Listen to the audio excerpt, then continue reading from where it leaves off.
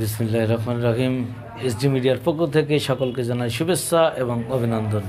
প্রিয় ভিউয়ার্স, আর আজকের কাঙ্ক্ষিত ফাইনালে শুরুতেই আমি ডেকে নেব বাগেরহাট জেলার শ্রেষ্ঠ খেলোয়াড়, বাংলাদেশের সেরা খেলোয়াড় এবং দেশি বিদেশি খেলার অভিজ্ঞতা সেই মোহাম্মদ হেমায়েত মোল্লাকে।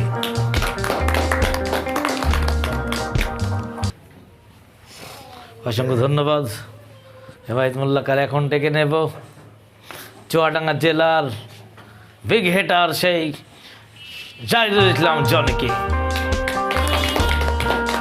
এখন অনুরোধ করছি এসডি মিডিয়ার পরিচালক কিছু বলার জন্য। ধন্যবাদ আব্দুল মালিক সাহেব। আসসালামু আলাইকুম।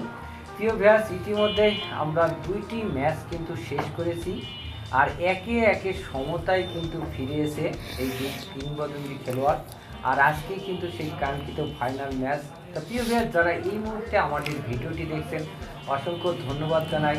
বিশেষ করে আমাদের বাংলাদেশ এবং আমাদের প্রবাসী ভাইগুলো যারা অক্লান্ত পরিশ্রম করে যাচ্ছে, আমাদের এই ছোট্ট চ্যানেলটি কিন্তু ধীরে ধীরে আগিয়ে নিয়ে যাচ্ছেন, এবং আপনাদের ভালোবাসা থাকলে হয়তো আরও আগিয়ে যাবে আমাদের এই ছোট্ট চ্যানেলটি। আর দেখতে দেখতে কিন্তু 3,14,000 প্লাস সাবস্ক্রাইব হয়ে গেছে।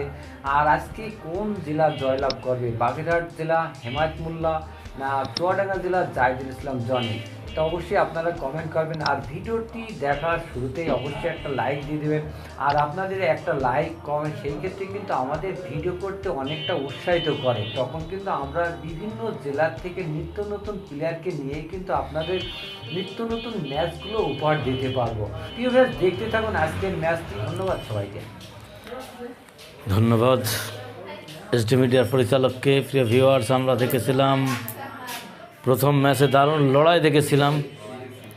হেমায়েত মোল্লার 28 ছিল আর জাহিদুল ইসলাম জনি ছিল 11। সেখান থেকে হেমায়েত মোল্লা কিন্তু জয়লাভ করতে সক্ষম হয়েছিল।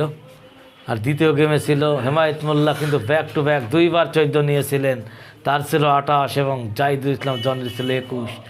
সেই 21 থেকে কিন্তু হেমায়েত মোল্লা তার হিটে কিন্তু কোনো গুটি দিতে পারেননি, আর সেই সুযোগটা কাজে লাগিয়ে সেই হিটটি ফিনিশ করে চুয়াডাঙ্গা জেলা 14 পয়েন্ট নিয়ে কিন্তু জয়লাভ করতে সক্ষম হয়েছিল। দেখা যাক আজকের কাঙ্ক্ষিত ফাইনাল কে নেবে এসডি মিডিয়া শিরোপা, বাগেরহাট জেলা নাকি চুয়াডাঙ্গা জেলা? দেখতে থাকুন প্রিয় ভিউয়ার্স আকর্ষণীয় ম্যাচটি।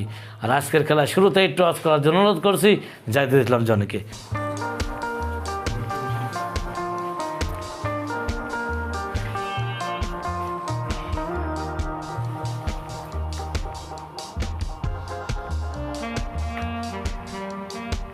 সুন্দর একটি টস চুয়াডাঙ্গা জেলা করেছেন।